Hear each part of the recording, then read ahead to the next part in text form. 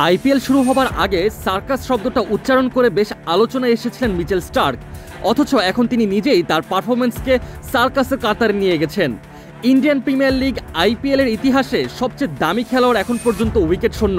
প্রায় 25 কোটি রুপিতে দলে ভিড়িয়ে কলকাতা নাইট রাইডার্স ভীষণ বিপাকেই পড়েছে বটে।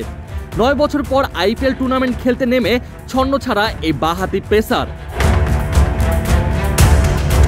প্রতিপক্ষের উইকেট তো তুলতে পারছেনই না, বরং দেদারসে দিচ্ছেন রান। এখন পর্যন্ত 2টি ম্যাচ খেলে হয়েছেন বেশ খুরুচে। অন্যদিকে বাংলাদেশের মুস্তাফিজকে চেন্নাই সুপার কিংস মাত্র 2 কোটি রুপিতে দলে ভিড়িয়ে করেছেন বাজিমাত।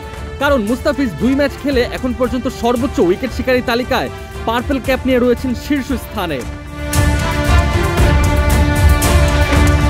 মিচেল স্টার্ক প্রথম ম্যাচে সানরাইজার্স হায়দ্রাবাদের বিপক্ষে 4 ওভারে 53 রান দিয়ে ম্যাচটি অনেকটাই ঠেলে দিয়েছেন হায়দ্রাবাদের পক্ষে। পরে শেষ ওভারে হার্ষিত রানার দুর্দান্ত বোলিং নৈপুণ্যে 4 রানে জয় পেতে সক্ষম হয় শাহরুখের কেকেআর।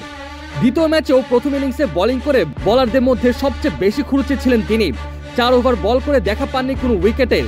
11.8 ইকোনমিতে দিয়েছেন 47 রান।